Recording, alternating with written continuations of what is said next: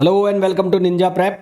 तो इस लेक्चर में हम लोग डिस्कस करेंगे ऑर्बिटल वेलोसिटी क्या होती है। ऑर्बिटल वेलोसिटी का एक्सप्रेशन हम देखेंगे, टाइम पीरियड हम निकालेंगे, टाइम पीरियड के बाद ऑर्बिटल वेलोसिटी और जो एस्केप वेलोसिटी है उनमें क्या रिलेशन होता है, किस हाइट पर किसी नेचुरल सैटेलाइट को या आर्टिफिशियल सैटेलाइट को छोड़ा जाता है तो उसकी हाइट कैसे निकाली जाती है, जियो स्टेशनरी सैटेलाइट क्या होते हैं, वो सारी चीज़ें इस लेक्चर के अंदर हम डिस्कस करने वाले हैं। यानी कि कंप्लीटली ऑर्बिटल जो सैटेलाइट है या ऑर्बिटल वेलोसिटी है उसका कंसेप्ट कंप्लीट हो जाएगा।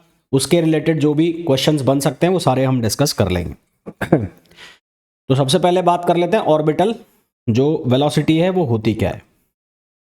तो ऑर्बिटल वेलोसिटी, तो ऑर्बिटल वेलोसिटी को समझने के पहले एक चीज आप लोगों ने सुना होगा, नेचुरल सैटेलाइट होते हैं या एक आर्टिफिशियल सैटेलाइट होता है। कोई भी प्लेनेट जो है उसके सैटेलाइट होते हैं, है ना। तो वो सैटेलाइट नेचुरल भी हो सकते हैं, वो आर्टिफिशियल भी हो सकते हैं। तो वो जो नेचुरल सैटेलाइट है या आर्टिफिशियल सैटेलाइट है वो उस प्लेनेट के अराउंड एक ऑर्बिट में मोशन करते रहते हैं और जिस वेलोसिटी के साथ वो मोशन करते हैं उस वेलोसिटी को कहते हैं ऑर्बिटल वेलोसिटी। उस वेलोसिटी को क्या कहते हैं, ऑर्बिटल वेलोसिटी। जैसे कि अगर मैं मून की बात करूं तो मून अर्थ का नेचुरल सैटेलाइट है, ठीक है। इसी तरह से अगर मैं जो आर्टिफिशियल सैटेलाइट है जैसे इनसेट 25 है और भी बहुत सारे सैटेलाइट है, तो वो सारे के सारे आर्टिफिशियल सैटेलाइट है। कोई भी सैटेलाइट हो, चाहे वो नेचुरल हो चाहे वो आर्टिफिशियल सैटेलाइट हो, उसके लिए ज़रूरी है कि उसके जो ऑर्बिट है वो जिस ऑर्बिट में मोशन कर रहा है उसका सेंटर कोइंसाइड करना चाहिए किसके साथ, जो भी प्लेनेट जिसके अराउंड वो मूव कर रहा है। फॉर एग्जाम्पल अगर अर्थ के अराउंड जो सैटेलाइट है वो मूव कर रहा है तो उसका ऑर्बिट का सेंटर अर्थ के सेंटर के साथ कोइंसाइड करना चाहिए। फिर सैटेलाइट और अर्थ इन दोनों के बीच में ग्रेविटेशनल पुल लगेगा। ग्रेविटेशनल पुल लगेगा तो यहाँ पर फिर कोई भी चीज़ सर्किल में घूमती है तो उसके ऊपर सेंट्रीपिटल फोर्स लगता है, वो वाला कंसेप्ट लग जाएगा और ऑर्बिटल वेलोसिटी फाइंड आउट हम कर लेंगे। तो सबसे पहले तो ऑर्बिटल वेलोसिटी क्या है, कोई भी नेचुरल सैटेलाइट या आर्टिफिशियल सैटेलाइट जिस स्पीड के साथ, जिस वेलोसिटी के साथ किसी प्लेनेट के अराउंड ऑर्बिट के अंदर मोशन करता है उसको क्या कहते हैं, ऑर्बिटल वेलोसिटी। तो द स्पीड और वेलोसिटी ऑफ अ नेचुरल और artificial satellite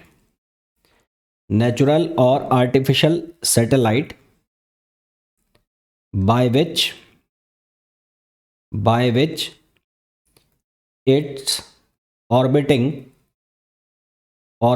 around the planet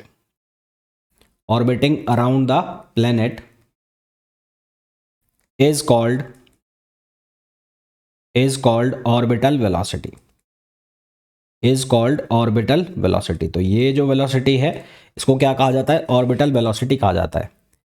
for example के लिए अगर मैं बात करूं तो मून जो है वो है नेचुरल सैटेलाइट। तो मून इज अ नेचुरल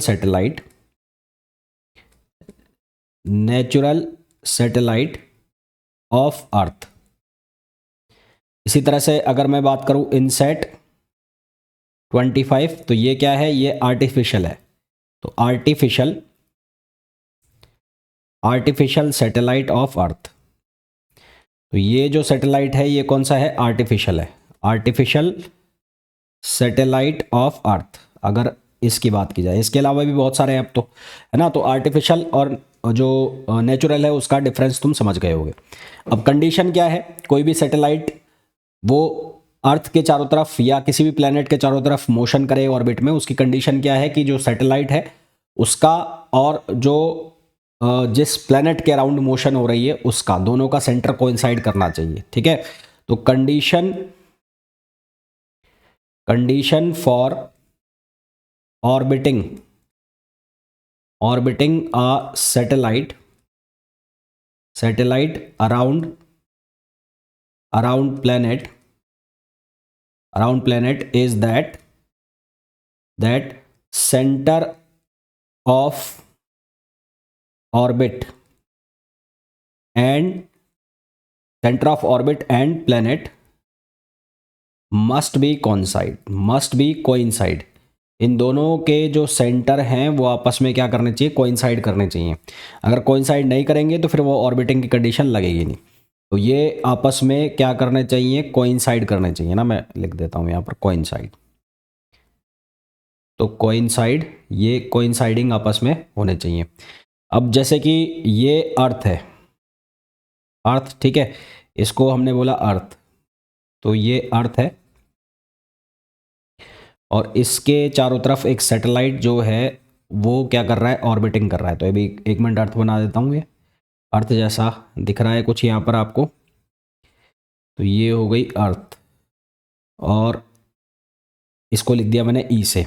इसके चारों तरफ एक सैटेलाइट है, ये ऑर्बिटिंग, ये ऑर्बिट हो गया और ये हो गया सैटेलाइट, यहाँ पर हो गया सैटेलाइट, ये सैटेलाइट हो गया।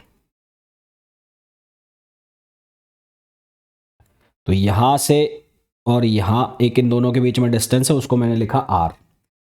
ठीक है, अर्थ की रेडियस हो गई कैपिटल आर और ये डिस्टेंस यहाँ से यहाँ तक हो गई एच। तो आर की जो वैल्यू है वो किसके बराबर हो गई, आर प्लस एच। अब यहाँ पर क्या लगेगा, ग्रेविटेशनल पुल लगेगा एक, इन दोनों के ऊपर क्या लगेगा, एक ग्रेविटेशनल पुल ऐसे। और ये ग्रेविटेशनल पुल होगा एफ, और एफ की जो वैल्यू है वो किसके बराबर होगी, जी एम ई। एम ई का मतलब है मास ऑफ अर्थ और एम मतलब mass of satellite upon R square. ये तो हो गया कौन सा, ग्रेविटेशनल पुल। ये हो गया ग्रेविटेशनल पुल। अब ये मत कहना कि इस पर ग्रेविटेशनल पुल क्यों लग रहा है। तो ये हो गया ग्रेविटेशनल पुल। अच्छा, अब कोई भी चीज़ सर्किल में मूव करेगी तो उस पर क्या लगेगा, सेंट्रीपिटल फोर्स। तो यहाँ पर एक फोर्स और आ जाएगा जिसको हम कहेंगे सेंट्रीपिटल फोर्स। तो ये तो हो गया ग्रेविटेशनल पुल, ग्रेविटेशनल पुल। और ये क्या हो गया, ये हो गया सेंट्रीपिटल फोर्स। ये क्या हो गया है, ये हो गया है सेंट्रीपिटल फोर्स। दोनों एक दूसरे को क्या करेंगे, बैलेंस करेंगे। तो 1 मस्ट बी इक्वल टू 2। तो ये दोनों एक दूसरे के इक्वल हो तो G M E M upon R square equals to, यहाँ से बना M V square upon R. तो यहाँ से अगर आप ध्यान से देखो तो एम से एम मर गया, तो एक आर से एक आर कट गया, तो वी की जो वैल्यू है वो क्या आ गई, under root G M upon R. तो वी की वैल्यू क्या आ गई, under root G M upon R. तो यहाँ ये जो हमारे पास एक्सप्रेशन आया है ये कौन सी वेलोसिटी है, ये ऑर्बिटल वेलोसिटी है।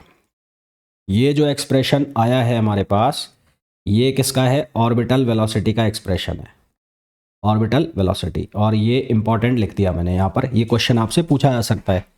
अच्छा, आर की वैल्यू मैंने क्या लिखी हुई है, आर प्लस एच। तो यही फॉर्मूला जो है वो आप ऐसे भी लिख सकते हो, जी एम अपॉन, और इसको कैसे लिख सकते हो, आर प्लस एच भी ऐसे भी लिख सकते हो। यहाँ से कुछ इंपॉर्टेंट पॉइंट्स निकलेंगे जो आपको नोट करना है। क्या क्या पॉइंट्स हैं, पहला कि जो वेलोसिटी ऑफ ऑर्बिट है वो जो भी सैटेलाइट है उसके मास से इंडिपेंडेंट है, वो उससे इंडिपेंडेंट है, उस पर डिपेंड ही नहीं कर रही है। वो डिपेंड कर रही है जो सेंट्रल बॉडी है, मतलब जिसके अराउंड ऑर्बिटल मोशन हो रहा है उसके ऊपर डिपेंड कर रही है। तो velocity of orbital, orbital velocity, orbital velocity, orbital velocity is independent of is independent of is independent of mass of satellite, mass of satellite or orbiting body, or orbiting body, or orbiting body. It only depends on, it only depends on, depends on mass of central body, mass of central body. Central body का मतलब है जिसके around orbiting motion हो रहा है, mass of central body. इसका मतलब मैं ये कहूँ कि अगर अलग अलग मास के सैटेलाइट ऑर्बिटिंग मोशन कर रहे हैं तो सबकी, जो एक ही ऑर्बिट में मोशन कर रहे हैं तो सबकी ऑर्बिटल वेलोसिटी क्या होगी, सेम होगी। तो आप ये कह सकते हो यहाँ से, सो इफ डिफरेंट और satellites of different mass, if satellites of different mass, satellites of different mass orbiting in a same orbit, orbiting in a same orbit,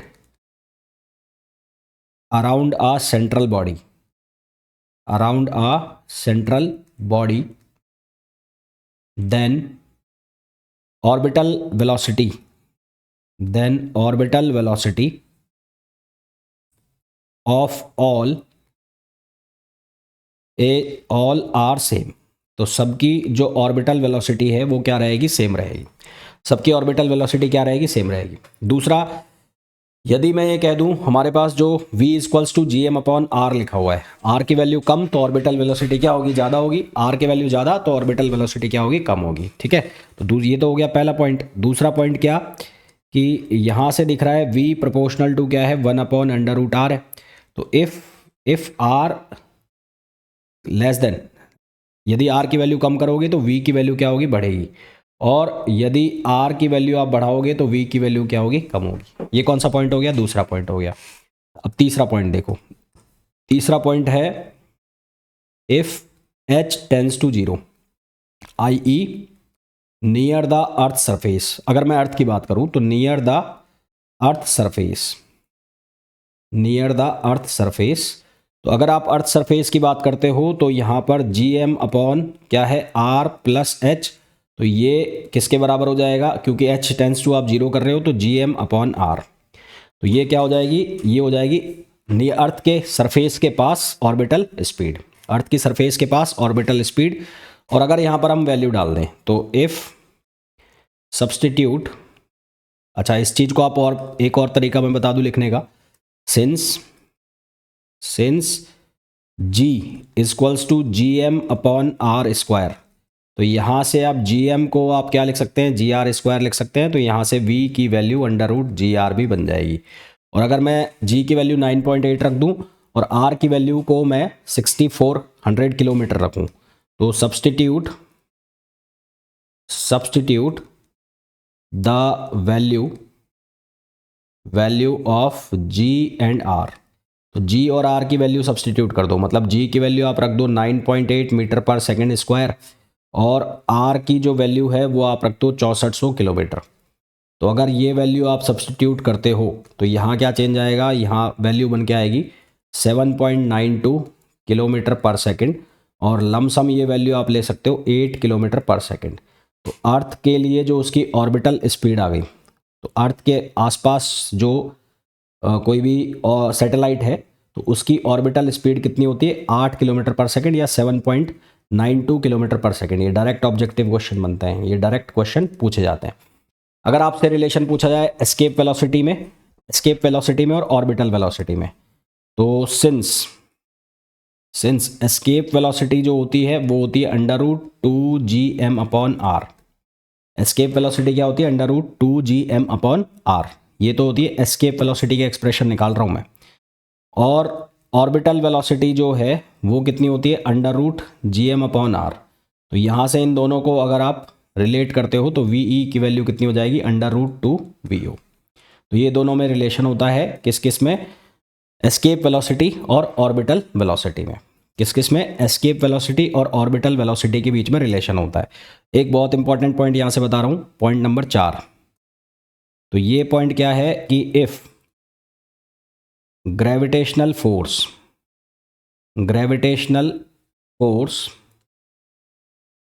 F is proportional to 1 upon r power n, then जो velocity आएगी orbital velocity वो बनेगी 1 upon, यहाँ बनेगी √r⁻n-1।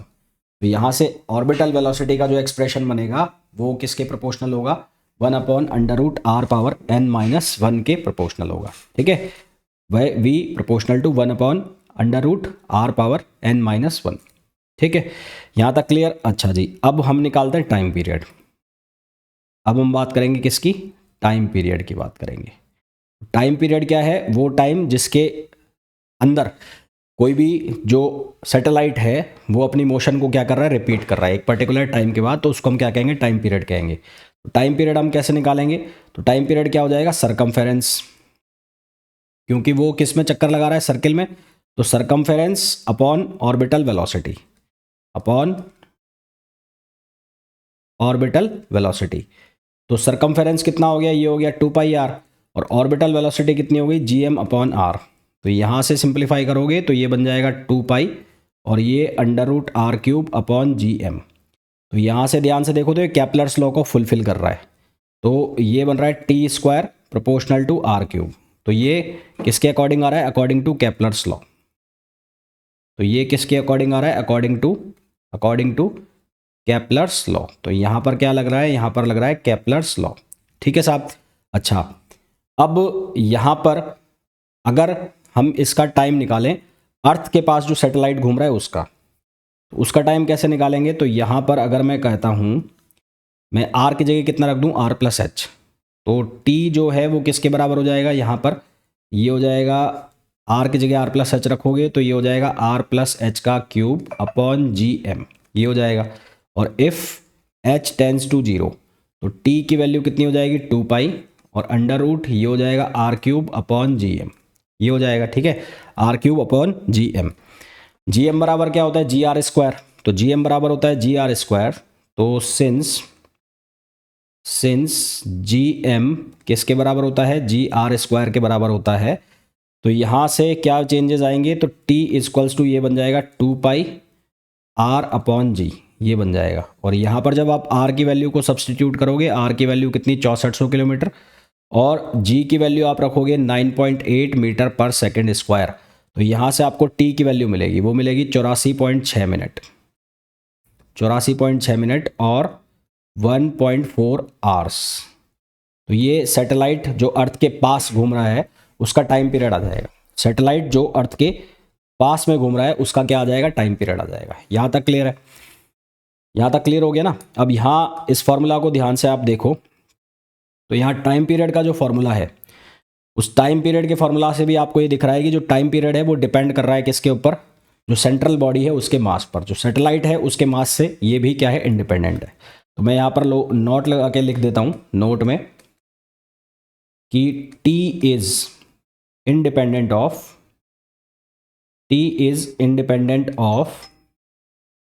Mass of satellite, T is independent of mass of satellite. It depends on mass of central body, तो ये किस पे डिपेंड करेगा, सेंट्रल बॉडी का जो मास है उसके ऊपर डिपेंड करेगा। और यहाँ से साफ साफ दिख रहा है आपको कि T जो है वो इन्वर्सली प्रोपोर्शनल है m के। तो m की वैल्यू अगर आप बढ़ाओगे तो यहाँ से T की वैल्यू जो है वो क्या करेगी, डिक्रीज़ करेगी। m की वैल्यू को यदि आप इंक्रीज़ कर दोगे तो T की वैल्यू क्या करेगी, डिक्रीज़ करेगी। ठीक है, तो T की वैल्यू क्या करेगी, डिक्रीज़ करेगी। यहाँ तक क्लियर है। अच्छा, अब मैं ऐसा कहूँ कि कोई सैटेलाइट है जो अर्थ के इक्वेटोरियल प्लेन में अर्थ की डायरेक्शन में रोटेट कर रहा है। तो if a satellite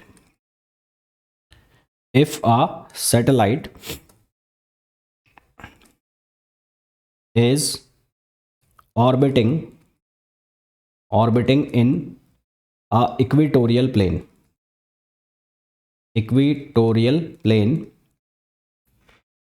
of earth and in the direction of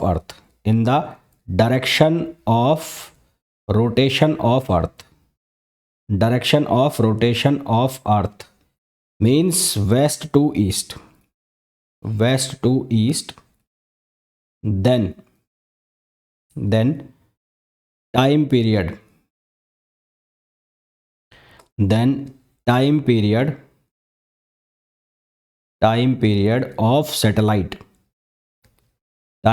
of satellite relative to earth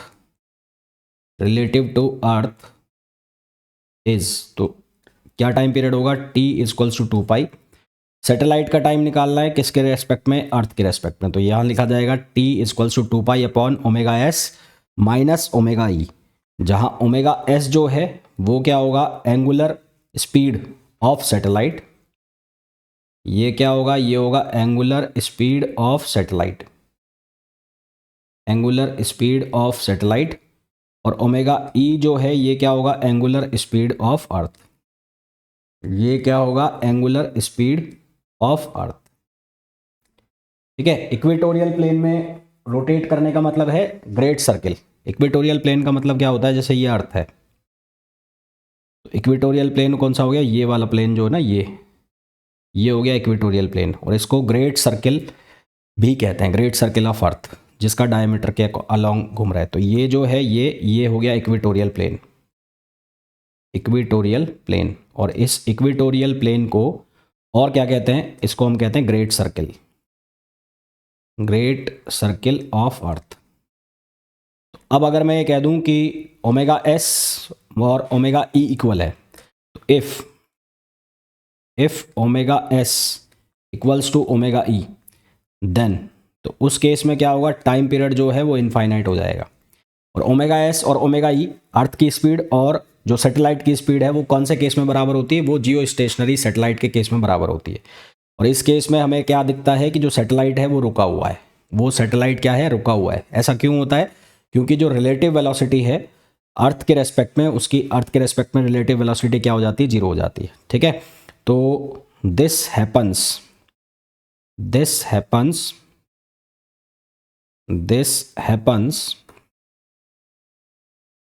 for the Jio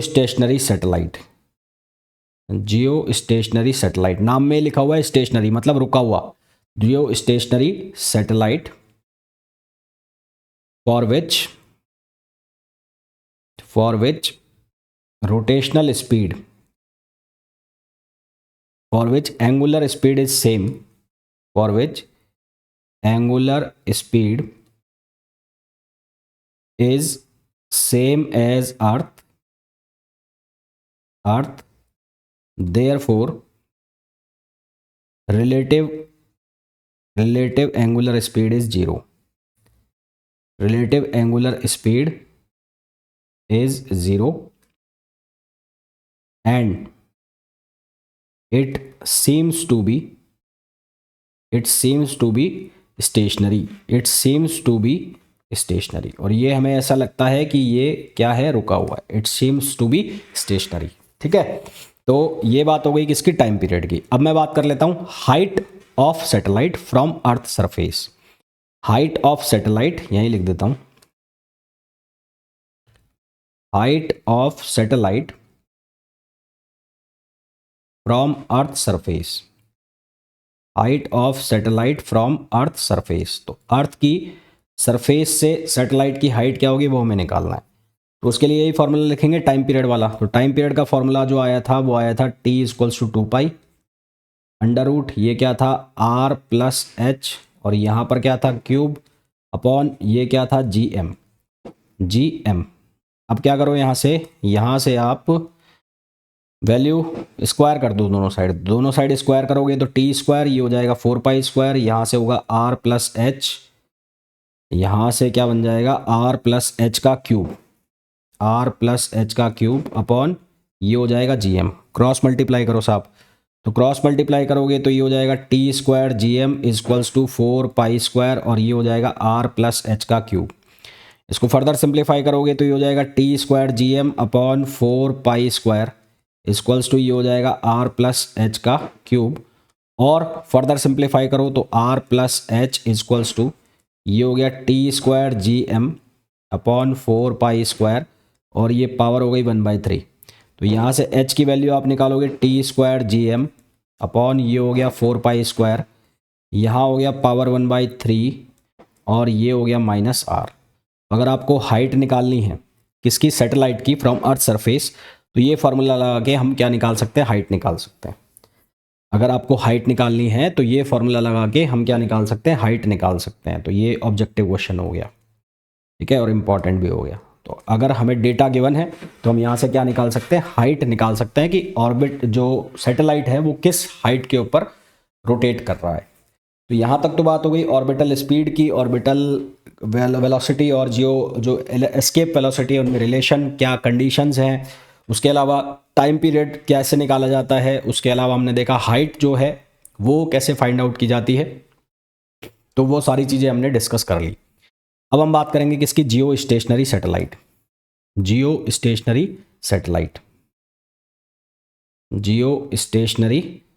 satellite. हालांकि मैं आपको बता चुका हूं वो सैटेलाइट जो कि उसी डायरेक्शन में घूमेगा जिसमें अर्थ घूम रही है, जिसकी एंगुलर स्पीड अर्थ की एंगुलर स्पीड के बराबर होगी, और जो अर्थ के इक्वेटोरियल प्लेन में यानी कि ग्रेट सर्किल में मूव करेगा, है ना। तो उसको हम क्या कहेंगे, जियो स्टेशनरी सैटेलाइट कहेंगे। उसको हम क्या कहेंगे, जियो स्टेशनरी सैटेलाइट कहेंगे। ठीक, तो the satellite a satellite for which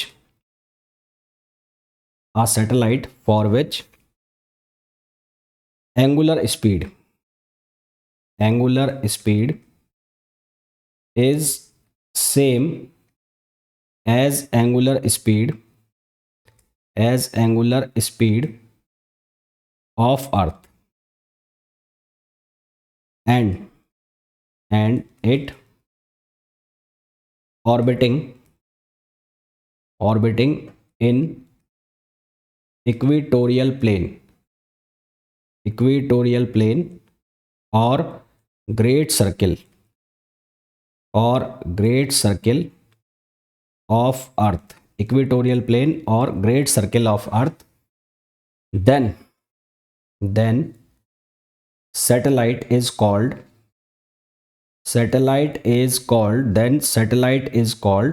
geostationary satellite.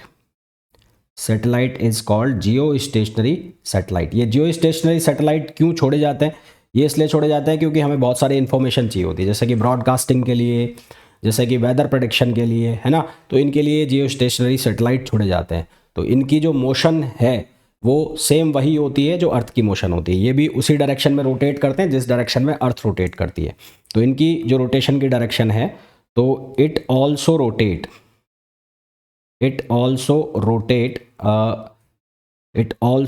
orbiting the direction, it also moves in the direction of earth,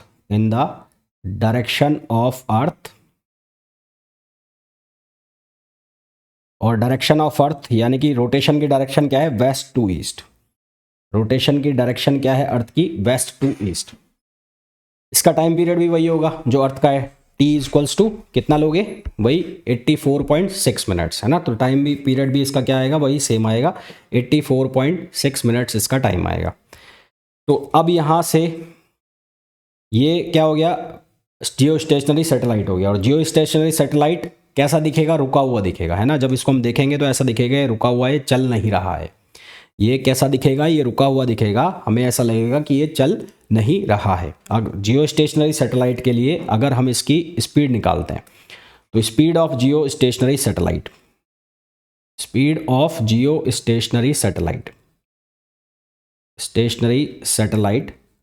तो जियो स्टेशनरी सैटेलाइट की स्पीड कैसे निकाली जाती है, वही फॉर्मूला लगाएंगे हम, कौन सा, v equals to GM upon और r। यहाँ r जो है वो कितना होता है, r प्लस एच। r जो है वो कितना होता है, r प्लस एच। अच्छा, अब यहाँ पर एक रिलेशन आता है, वो आप याद रखना। वो रिलेशन क्या आता है, हमने यहाँ पर एक फॉर्मूला लगाया था h वाला, यहाँ पर हमने एक फॉर्मूला लगाया था ये वाला। तो जियो स्टेशनरी सैटेलाइट का टाइम पीरियड भी किसके बराबर होता है, अर्थ के बराबर होता है। तो यहाँ से हमारे पास एक रिलेशन आता है, तो फॉर जियो स्टेशनरी सैटेलाइट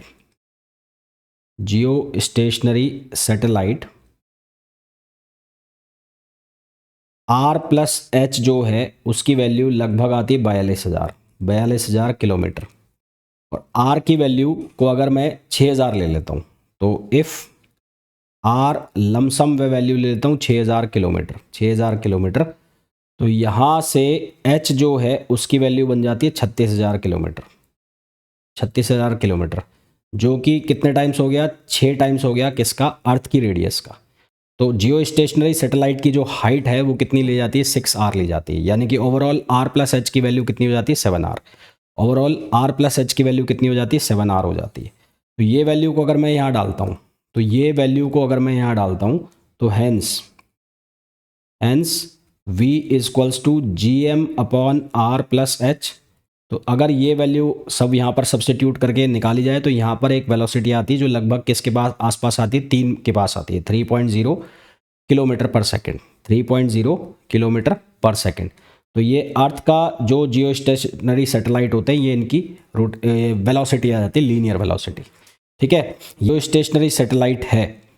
वो जियो स्टेशनरी सैटेलाइट के क्या क्या क्वेश्चन बन गए कि ये सैटेलाइट होता क्या है, इसकी स्पीड अर्थ के रेस्पेक्ट में कितनी होती है, तो अर्थ के रेस्पेक्ट में इसकी स्पीड होती है 0। इसकी ऑर्बिटल स्पीड कितनी होती है 3 किलोमीटर पर सेकंड। इसकी जो ऑर्बिटल स्पीड हमने निकाली वो कितनी होती है 3 किलोमीटर पर सेकंड होती है। ठीक है, इसकी जो ऑर्बिटल स्पीड हमने निकाली वो कितनी होती है 3 किलोमीटर पर सेकंड। तो आई होप यहाँ तक आपको बहुत अच्छे से क्लियर हो गया होगा। अब इसमें जो एक टॉपिक बचता है वो एनर्जी का टॉपिक बचता है कि जो सैटेलाइट है उसकी एनर्जी कितनी होती है, सैटेलाइट की एनर्जी का जो ग्राफ बनता है वो किस तरह से बनता है। तो ये इसमें इंपॉर्टेंट चीज़ें होती हैं एंड आई होप आप लोगों को बहुत अच्छे से मैं समझा पाया हूँ। तो मिलते हैं नेक्स्ट वीडियो में, till then thank you, bye bye.